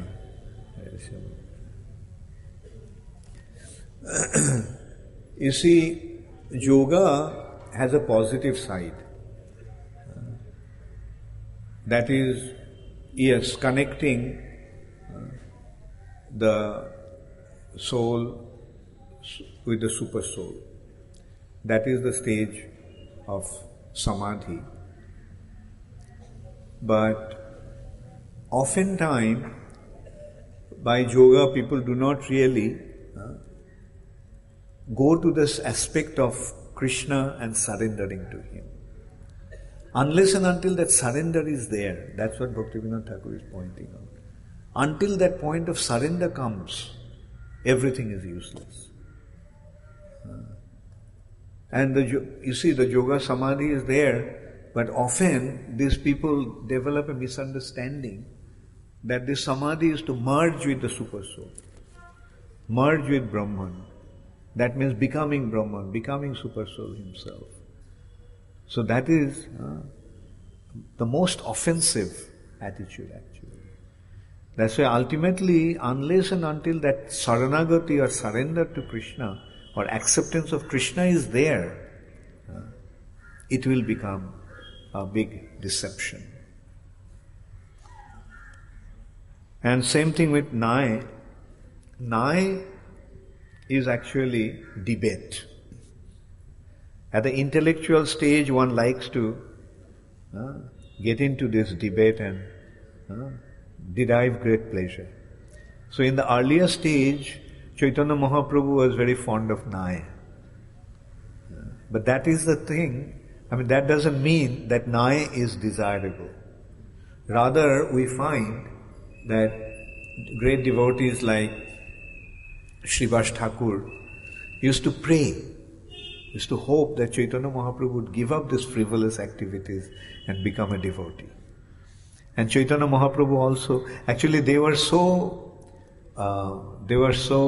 afraid of Chaitanya Mahaprabhu when he was young, that when they used to see Chaitanya Mahaprabhu coming from this side of the road, they would go to the other road.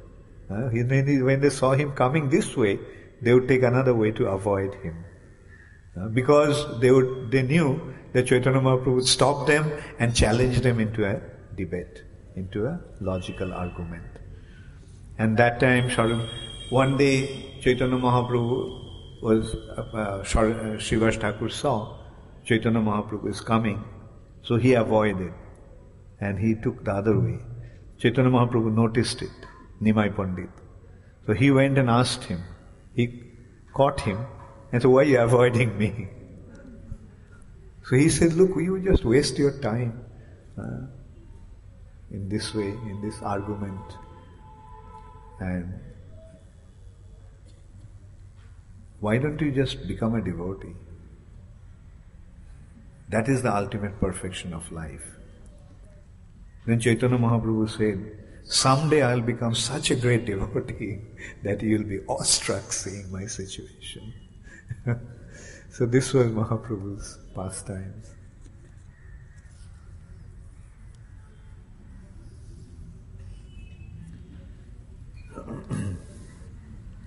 হরে কৃষ্ণ মহামন্ত্র জপ করার সময় বিভিন্ন রকম বাজে চিন্তা এসে যায়, কি করলে এর থেকে মুক্ত হব? কৃষ্ণ নাম জপ করার সময় আমি বিভিন্ন বৈষ্ণবদের প্রথমে প্রণাম জানিয়ে নাম জপ করি, এটা ঠিক কি না? বিথিকা ভৌমিক, ওকে। আজকের আপনি পাঠ শুনেছেন সকাল থেকে? নামের সময় কি করতে হবে, কিভাবে নাম করতে হবে? আমি কি বললাম? কিভাবে নামের সময় শ্রবণ করতে হবে। মনটাকে যদি শ্রবণের মধ্যে থাকে তাহলে চিন্তা আসবে, অন্য চিন্তা। শ্রবণ না হলেই অন্য চিন্তা আসবে। অতএব যখনই অন্য চিন্তা আসবে তখনই মনটিকে ধরে ওই শ্রবণের মধ্যে রাখতে হবে।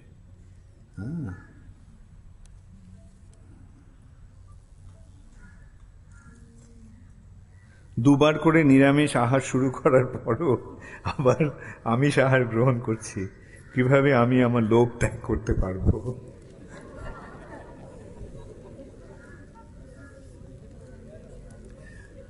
কিছুদিনের জন্য মায়াপুরে গিয়ে থাকুন। মায়াপুরে গিয়ে থাকলে প্রথম কথা, ওখানে আমিষ আহারের পাওয়া যাবে না কোথাও, আর ওখানে প্রসাদের এমন স্বাদ পাবেন যে সেটা পেয়ে আর আমিষ আহার করতে ইচ্ছে হবে না।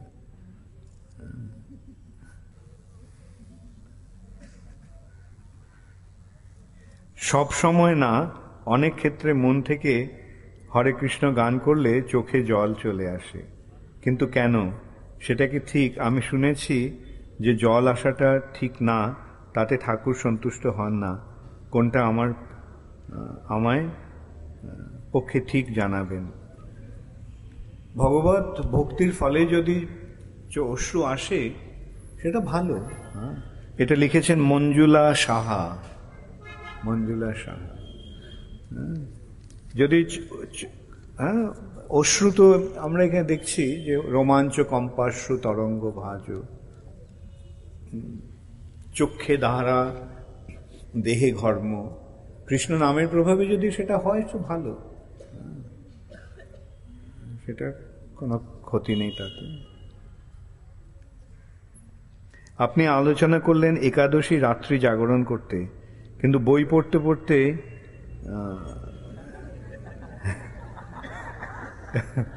জব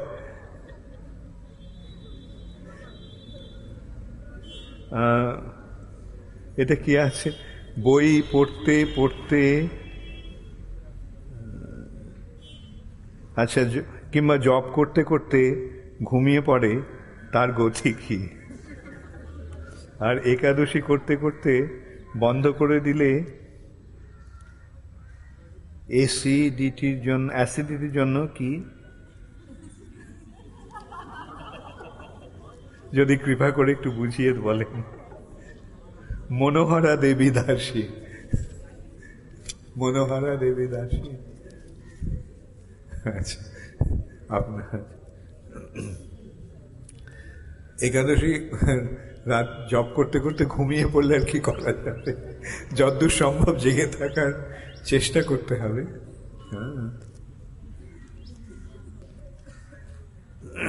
বৌদ্ধরা নাস্তিক, কারণ তারা বেদ মানেন না। তাহলে ভগবান শ্রীকৃষ্ণ বুদ্ধরূপে কেন আবির্ভূত হয়েছিলেন? প্রশ্নটি করেছেন মৌসুমী দে। মৌসুমী দে। আচ্ছা, হ্যাঁ, যেটা বললাম যে বুদ্ধদেব এসেছিলেন পশু হত্যা বন্ধ করার জন্য, এবং পশু হত্যা বন্ধ করার জন্য তাকে বেদকে তিনি বর্জন করলেন। তার ফলে বেদকে বর্জন করার ফলে তার যে মতবাদ তিনি যেটা স্থাপন করলেন, বেদকে ইয়ে করে যে মতবাদটা স্থাপন করলেন, সেটা সাময়িক একটা প্রয়োজনের খাতিরে সেটা করতে হয়েছিল, কিন্তু সেটা নিত্য ধর্ম নয়, চিরকালের ধর্ম নয়। যারা পশু হত্যা করছিল তারা পশু হত্যা বন্ধ করে বুদ্ধদেবের শরণ নিল, তাতে একটা স্টেপ তারা এগোলো, কিন্তু ওটা আলটিমেট পয়েন্ট নয়। আলটিমেট পয়েন্ট হচ্ছে ভগবানের শরণাগত হওয়া, এবং সেটাই হচ্ছে বেদের প্রকৃত শিক্ষা। এখানে আরেকটা বিরাট প্রশ্ন এসে গেছে।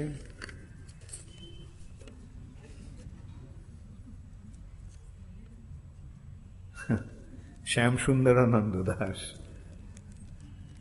সব প্রশ্নটা সংক্ষেপে লেখা যেত না?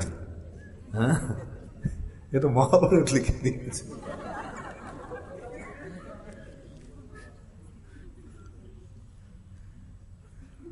আচ্ছা, যাই হোক, আমি দেখছি আজ তৃতীয় দিন। আচ্ছা, আপনার শ্রীমুখ থেকে গত দুদিন ধরে শরণাগতির বিষয়ে শ্রবণ করছি। আজ তৃতীয় দিন। এই শ্রবণের মাধ্যমে অনুভব হচ্ছে এই দুর্লভ এই গুরুকৃপা, যিনি সাক্ষাৎ ভগবানের বিশেষ প্রতিনিধি শ্রী গুরুদেব, যার আশ্রয় প্রকৃত শরণাগতি। শ্রীমদ্ ভগবদ গীতায় ভগবান শ্রীকৃষ্ণ বলছেন, ভক্তিযোগের অনুশীলন কখনো ব্যর্থ হয় না এবং তার ক্ষয়ও হয় না। তবে একটা ঘটনার উপর চিন্তা করে মনে প্রশ্ন জাগছে। ঘটনাতে হলো, আমাদের প্রতিবেশী এক মাতাজি বহুদিন ধরে বাড়ির মন্দিরে প্রতিনিয়ত সৎসঙ্গ করতে আসতেন, এমনকি মায়াপুর, কলকাতা মন্দিরেও গেছেন, তথা নাম জপ সংকীর্তন এবং একাদশী ব্রতও পালন করতেন। বর্তমানে ওনার স্বামী ভীষণ অসুস্থ হওয়াতে বাড়ির সকলেই ওনাকে বলতে লাগলেন, সধবা স্ত্রী হয়ে একাদশী করাতেই স্বামীর এই খারাপ অবস্থা। মাতাজির বাড়িতে প্রতি বছর দুর্গাপূজা হয়। এখন উনি সব দিকে বাধাপ্রাপ্ত হয়ে সবকিছু ছেড়ে দিয়েছেন, সৎসঙ্গেও আসছেন না। যে মাতাজি জবের বিষয়ে অনেক ভক্তকে উৎসাহিত করতেন, গত বছর আমাদের অনেক গীতাও বিতরণ করেছেন। তাহলে গুরু মহারাজ, প্রশ্ন জাগছে, এই ধরনের ভক্তদের কিভাবে ভগবানের শরণাগতি লাভ হবে? না এ বিষয়ে আমাদের ভক্তসঙ্গ প্রচারের কোনো ত্রুটি আছে? আচ্ছা, এরকম অনেক রয়েছে, ভ্রান্ত ধারণা রয়েছে যে সধবারা একাদশী করলে ক্ষতি হয়, কিন্তু এটা কোনো শাস্ত্রের কথা নয়। বরং শাস্ত্রে বলা হচ্ছে যে সকলেরই একাদশী করা কর্তব্য। কেন, যে কাজটি করলে ভগবান প্রীত হন, সেই কাজটি করাই তো কর্তব্য। আর এটা যদি বলা হয়, তার সূত্রে আরেকটা বলা যেতে পারে, তো এত মানুষ তো ওদের একাদশী, এত সধবা তো একাদশী পালন করছে না, তাহলে তাদের স্বামীর অসুখ হচ্ছে কেন?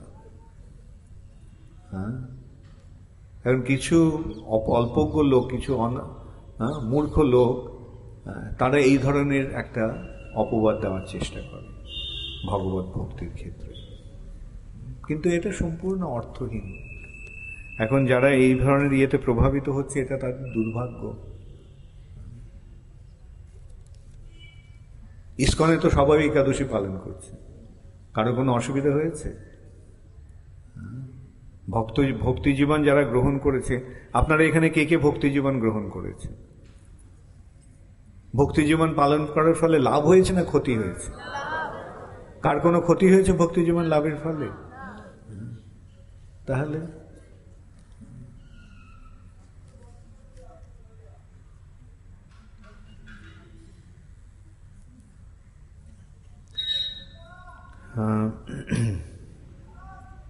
Hare Krishna, Maharaj, I have two questions. Sometimes I feel proud to practice devotional service. Is it my false ego? প্রশ্ন করেছেন দিবিশ সিং, দিবিশা সিং। Okay.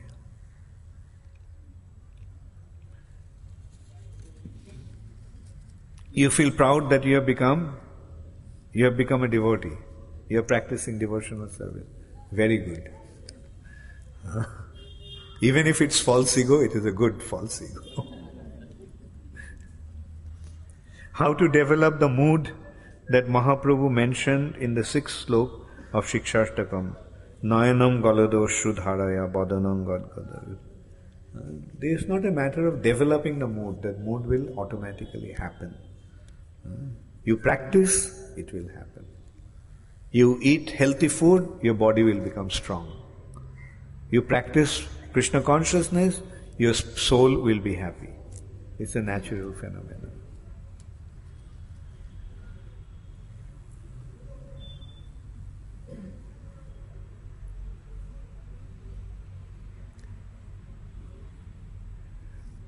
বুদ্ধদেবকে 22 অবতারের মধ্যে একজন অবতার বলে বলা হয়েছে ভাগবতে, কিন্তু মহারাজ আপনি বৌদ্ধ ধর্মকে ভক্তির প্রতিকূল বলছেন কেন? ব্যাখ্যা করে বলুন। করেছে ভান্ডিরবন দাস। ভান্ডিরবন দাসকে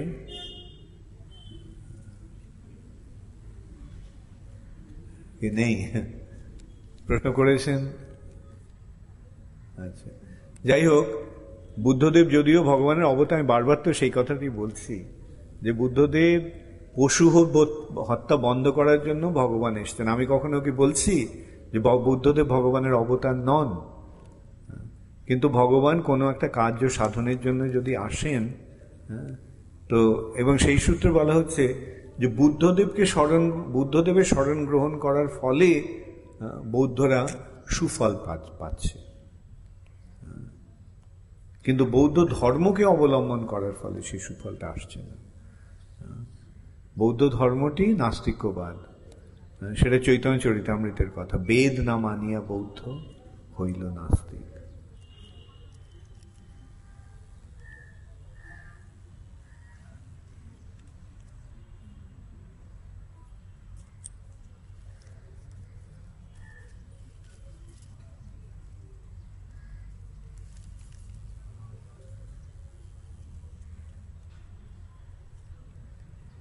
In Gita, in the 9th chapter, it is written that Krishna carry what we lack.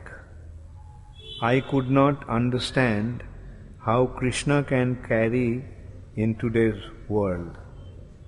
He may give us, but can he also carry? প্রশ্নটা করেছে অর্শিয়া সাহা। ওকে, বুদ্ধদেব ভগবান যে বলছেন যে যোগক্ষেম বহাম্যহম, ভক্তের যেটা অভাব হয় সেটা তিনি, ভক্তের যেটা নেই সেটা তিনি দেন, আর ভক্তের যেটা আছে সেটা তিনি রক্ষা করেন। হ্যাঁ, তাহলে ক্যারি মানে এখানে ভগবান ঠিক ক্যারি করছেন না, ওইভাবে সাপ্লাই করছেন। হ্যাঁ, তোমার যখন কোনো কিছুর অভাব হয় তুমি পাও সেটা? হ্যাঁ, সবসময় পাও না, অনেক সময় পাও। তো সেটা কে দিচ্ছে? ভগবান দিচ্ছে। সুতরাং এটা ভগবানের কৃপা। ঠিক আছে?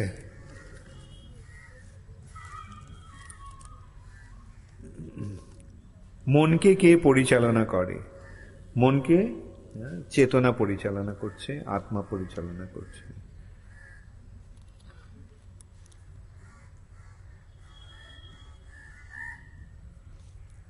মনকে কিভাবে নিয়ন্ত্রণ করা যায়? কৃষ্ণের চিন্তার মাধ্যমে মনকে নিয়ন্ত্রণ করতে হয়। এখানে যে প্রশ্নটা করেছেন, কেন নাম নেই। যাই হোক, কৃষ্ণ আমাদের জন্ম দিয়েছেন কিছু কর্তব্য কর্ম করার জন্য, কিন্তু আমাদের প্রধান কর্তব্য কি? প্রধান কর্তব্য হচ্ছে কৃষ্ণের ভক্ত হওয়া। ভণ্ড শুদ্ধ ভক্ত, শুদ্ধ ভক্ত এবং বৈষ্ণবের মধ্যে পার্থক্য কি? সাধারণ স্তরে সেই সম্বোধন হচ্ছে ভক্ত। যখন তিনি পূর্ণরূপে শুদ্ধ হয়ে যাচ্ছেন জড়জাগতিক কামনা বাসনা থেকে, তখন তিনি শুদ্ধ ভক্ত, এবং সেই শুদ্ধ ভক্ত এবং ভক্তই হচ্ছেন বৈষ্ণব। তারপরে উনি বলছেন বছরে 2 বার করে এই সেমিনার হলে খুবই উপকৃত হব। আমরা আজকে অনঙ্গমোহন প্রভু অ্যানাউন্স করেছে আমরা বছরে কয়েকবার সেমিনার করব। তবে 3টে সেমিনার করার কথা উনি বলেছেন। যে একটা বাংলায়, এটা ডিসেম্বর মাসে হবে, যেরকম এটা হলো। তারপরে এপ্রিল মাসে একটা হবে। এপ্রিল মাসেরটা ছাত্রদের জন্য। হ্যাঁ, আচ্ছা, এপ্রিলটা হবে ইংরেজিতে, আর আচ্ছা, ইংরেজিতে মহাভারতের ওপর সেমিনার হবে, আর অক্টোবরে স্টুডেন্ট ইউথ, সেটাও ইংলিশেই হবে না। তো এই 3টে আমি করব অন্তত, এবং অন্য অনেকে সেমিনার দিতে পারে। হ্যাঁ, আমাদের অনেক সন্ন্যাসী আছেন ইসকনে, তারা দিতে পারেন। হ্যাঁ,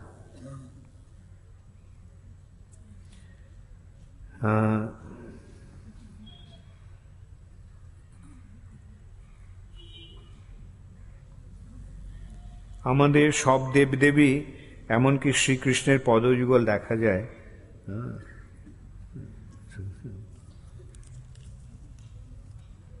Lord Krishna has stated in the Bhagavad Gita that one should work without attachment. Could you kindly explain the right attitude to working without attachment? The right attitude to work without attachment is you work and offer the result to Krishna. The right attitude of serving without attachment is you work for Krishna. Do whatever you're doing for Krishna.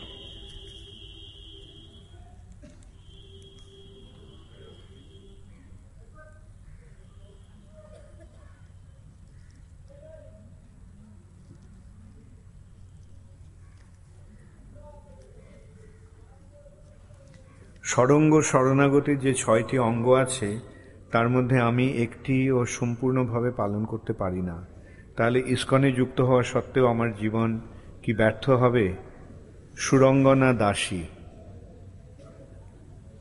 Surangana দাসী কে আছেন? ও আচ্ছা, 6টির একটাও হচ্ছে না। হ্যাঁ, শরণাগতি কি চেষ্টা করুন, তাহলে হচ্ছে না বলে ছেড়ে দিলে তো হবে না, আমাকে চেষ্টা করতে হবে। আমি সর্বদা কৃষ্ণের চিন্তায় মগ্ন থাকি, একাদশী ও অন্যান্য উপবাস পালন করি, কিন্তু সাংসারিক কারণে অন্নপ্রসাদ ও মালায় জপ করতে পারি না। তাহলে আমার কি গতি হবে? গীতা কোলে, গীতা কোলে। মালায় জপ করতে অসুবিধা কি আছে?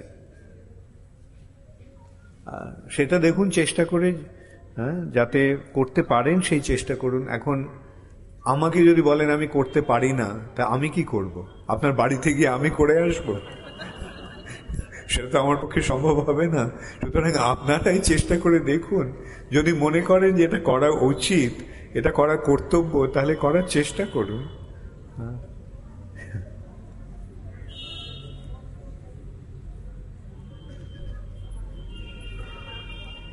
আমার মনে মনে জপ করতে বেশি ভালো লাগে, সবসময় মালাতে জপ করা সম্ভব হয় না। কি করব যদি দয়া করে বলেন? মালাতে জপ করার চেষ্টা করুন। মঞ্জু দেবী দাসী, মঞ্জু দেবী দাসী। আচ্ছা, আপনার প্রশ্ন? আচ্ছা, ইউ রোট ইন বেঙ্গলি? ও আচ্ছা, হ্যাঁ। মালাতে জপ করার প্রয়োজনটা এই জন্য, যাতে ওই সময় মালার জপটা আরো ইয়ে হয়, সিনসিয়ারলি হবে। কেন মনে মনে করলে কখনো কখনো মনটা যখন অন্যদিকে চলে যাবে তখন জপ হবে? হবে না। কিন্তু হাতে মালাটা থাকলে অন্তত জপটা হতে থাকবে। হ্যাঁ, সেই জন্যই মালাতে জপ করার প্রয়োজন। মনটাকে চালাবার জন্য, যেমন গাড়ি চালাবার সময় স্টিয়ারিংটা ধরে থাকতে হয়, স্টিয়ারিংটা না ধরে থাকলে গাড়িটা এদিক ওদিক চলে যাবে। ঠিক তেমনই আমাদের মনটাকে কন্ট্রোল করার জন্য হাতে মালা রাখার দরকার। হরে কৃষ্ণ, গৌর প্রেমানন্দে।